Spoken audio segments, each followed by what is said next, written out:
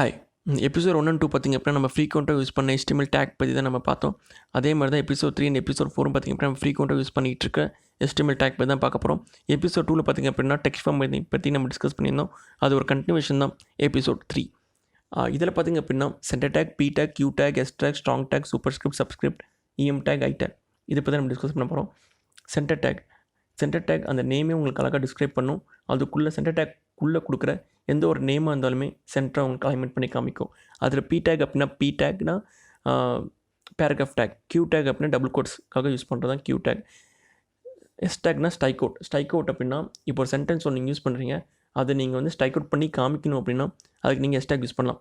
Strong tag and நம்ம episode 2ல் பார்த்தா பி டேக் ரெண்டும் பார்த்திங்க அப்படின்னா சேம் அவுட்புட் தான் நம்மளுக்கு கொடுக்கும். அதாவது சேம் ஃபாண்ட் ஸ்டைல் தான் நம்மளுக்கு கொடுக்கும். பட் எதுக்காக நம்ம யூஸ் பண்ணுறோம், எங்கே நம்ம யூஸ் பண்ணணும் அப்படிங்கிறது தான் ஒரு ஸ்பெஷல். ஸ்ட்ராங் டேக் பார்த்திங்க அப்படின்னா இப்போ ஒரு வெப்சைட்டில் இப்போ நான் ப்ரெசன்டேஷன் ஓரியன்டாக இப்போ நான் ஏதோ கண்டென்ட் கொடுக்குறேன் அப்படின்னா அப்போ நம்ம ஸ்ட்ராங் டேக் யூஸ் பண்ணுவோம். அதுவே இப்போ நான் வந்து அதே வெப்சைட்டில் இப்போ நான் சிமெண்டிக் லேபிள்ஸ் ஓரியன்டாக இல்லை அது ரிலேட்டடாக ஏதாவது நான் டாபிக் ஏதோ எடுக்கிறேன் அப்படின்னா அப்போ நம்ம பி டேக் யூஸ் பண்ணி அதை நம்ம டிஸ்கிரைப் பண்ணுவோம். அதுக்கேமாதிரி பார்த்திங்க அப்படின்னா இதே மாதிரி இந்த strong tag and P tag பார்த்தோம்ல, இதே மாதிரி டிஃப்ரென்ஸ் பார்த்திங்க அப்படின்னா இஎம் டேக் அண்ட் ஐ டேக்கில் இருக்குது. பட் இஎம் டேக் நம்ம இப்போ யூஸ் பண்ணுறோம் அப்படின்னா அது எதுக்காக யூஸ் பண்ணணும் அப்படின்னா, இப்போ ஒரு வேர்ட் நான் ஒன்று எடுத்துக்கிட்டேன், அந்த ஒரு வேர்ட் இப்போ சர்டன் மீனிங்கை கொடுக்குது, பட் நான் அந்த வேர்டை நான் வந்து ஹிட்டாலிக்காக தான் கொடுப்பேன் அப்படிங்கிற பட்சத்தில் அது நீங்கள் இஎம் டேக் யூஸ் பண்ணலாம். பட் இப்போ நீங்கள் யூஸ் பண்ணுற அந்த ஒரு வேர்டு வந்து எந்த ஒரு மீனிங்கும் கொடுக்கல, ஜஸ்ட் நான் ஹிட்டாலிக் ஃபார்மேட்டில் கொடுப்பேன் அப்படின்னா நீங்கள் ஹிட்டாலிக் ஃபார்மேட்டில் ஐ டேக் யூஸ் பண்ணி கொடுக்கலாம். நெக்ஸ்ட்டு பார்க்க போகிறது இமேஜ் டேக்கில் பொறுத்த வரைக்கும் எஸ்ஆர்சின்னு ஒரு ஆட்ரிபியூட் இருக்கும்.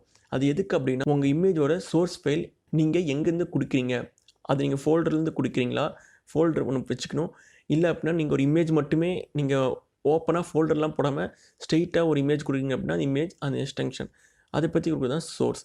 நீங்கள் அந்த இமேஜோட வித் அண்ட் ஹைட்டை நீங்களே ஆல்டர்னேட்டிவாக சேஞ்ச் பண்ணலாம் using pixels are using percentage. நீங்களே அங்கே வந்து வித் அண்ட் ஹைட்டுங்க ஆட்ரிபியூட் டிக்ளேர் பண்ணி நீங்கள் வந்து அந்த உங்களுக்கு என்ன சைஸில் வித் வேணுமோ நீங்கள் அதை கொடுத்து நீங்கள் மாற்றிக்கலாம். நெக்ஸ்ட்டு பார்க்க போகிற டேக் பார்த்திங்கன்னா லிஸ்ட் டேக்கில் பார்த்திங்க அப்படின்னா ஆர்டர் லிஸ்ட் இருக்குது, அன்ஆர்டர் லிஸ்ட் இருக்குது, அதே மாதிரி டிஸ்கிரிப்ஷன் லிஸ்ட்னு ஒன்று இருக்குது. டிஸ்கிரிப்ஷன் லிஸ்ட் எதுக்கு அப்படின்னா இப்போ ஒரு நேம் இல்லை அப்படின்னா டேர்ம்ஸ் இதை இப்போ நான் டிஸ்கிரைப் பண்ணணும் அப்படின்னா அப்போ தான் நம்ம டிஸ்கிரிப்ஷன் லிஸ்ட் யூஸ் பண்ணுவோம். அதே மாதிரி பார்த்திங்க அப்படின்னா ஆர்டர் லிஸ்ட் அண்ட் அன்ஆர்டர் லிஸ்ட் பார்த்திங்க அப்படின்னா நம்ம மேக்ஸிமம் நம்ம எங்கே யூஸ் பண்ணுவோம் அப்படின்னா நம்ம வெப்சைட்டில் ஹெட்டரில் கொடுப்போம், நேவ் பாரில் கொடுப்போம், ஹோம், அபவுட்டஸ், கான்டாக்டர்ஸ் இந்த மாதிரி சப்மெனுஸ்லாம் கொடுப்போம். அந்த இடத்துல நம்மளுக்கு இந்த ஆர்டர் லிஸ்ட் அண்ட் அன்ஆர்டர் லிஸ்ட் நமக்கு யூஸ் ஆகும். அதுக்கேமாதிரி நம்ம பார்க்க போகிறது ஏ டேக் அப்படின்னா ஒரு லிங்க் டேக்னே நம்ம சொல்லலாம். அதாவது இப்போ நான் ஒரு நேம் ஒன்று இருக்குது, இப்போ நான் சென்டென்ஸ் ஒன்று கொடுத்துருக்கேன், நான் லிங்க் பண்ணி கொடுத்துருக்கேன், இதை நான் கிளிக் பண்ண உடனே இதை நெக்ஸ்ட் பேஜுக்கு எனக்கு போய் காமிக்கணும் அப்படின்னா நீங்கள் லிங்க் பண்ணுவீங்க. அதுக்காக யூஸ் பண்ணுற டேக் தான் ஏ டேக். அதில் பார்த்திங்கன்னா ஹெச்எஃப்னு சொல்லிட்டு ஒரு ஆட்ரிபியூட் இருக்கும். அந்த ஹெச்எஃப் தான் நீங்கள் வந்து எந்த ஒரு இடத்துக்கு நீங்கள் அந்த ஒரு அதாவது இப்போ நான் பார்த்திங்கன்னா jam-iae அப்படின்னு கொடுத்துருக்கேன். இந்த கிளிக் பண்ணால் அது வந்து எந்த பேஜுக்கு ரீடைரக்ட் ஆகணுங்கிறத நான் அந்த ஹெச்எஃப் ஆட்ரிபியூட்டில் தான் நான் டிக்ளேர் பண்ணுவேன் சோர்ஸ். ஃபார் எக்ஸாம்பிள் நீங்கள் இமேஜுக்கு எப்படி நீங்கள் அந்த இமேஜ் எங்கே இருக்குதுன்னு நீங்கள் சோர்ஸ் ஃபைலில் நீங்கள் டிக்ளேர் பண்ணிங்களோ அதே மாதிரி தான் இங்கே நீங்கள் இதை கிளிக் பண்ணால் எனக்கு எங்கே போகணுங்கிற அந்த ஒரு டார்கெட் லொக்கேஷனை நீங்கள் வந்து ஹெச்எஃப்பில் டிக்ளேர் பண்ணுவீங்க.